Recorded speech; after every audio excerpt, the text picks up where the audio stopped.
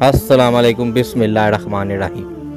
रसूल अल्लाह सल्लल्लाहु अलैहि वसल्लम की वो अंगूठी जो आपकी ज़िंदगी के बाद तीन खुलफा ने पहनी, लेकिन अब वो कहाँ गुम है।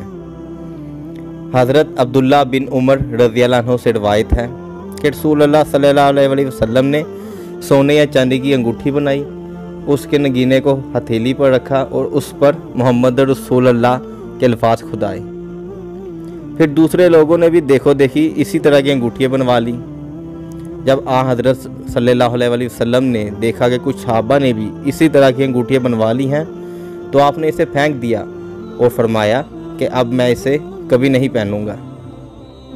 फिर उसके बाद आप सल्लल्लाहु अलैहि वसल्लम ने चांदी की अंगूठी बनवाई और दूसरे लोगों ने भी चांदी की अंगूठी बनवा ली। हज़रत इब्ने उमर रज़ियल्लाहु अन्हु ने बयान किया कि हज़रत मोहम्मद सल्लल्लाहु अलैहि वसल्लम के बाद इस अंगूठी को हज़रत अबू बकर रज़ियल्लाहु अन्हु ने पहना, फिर हज़रत उमर रज़ियल्लाहु अन्हु ने पहना, फिर हज़रत उस्मान ने पहना। आखिर हज़रत उस्मान रज़ियल्लाहु अन्हु के अहद खिलाफत में वो अंगूठी आरिस के कुएं में गिर गई और बावजूद तमाम कोशिशों के मिल न सकी।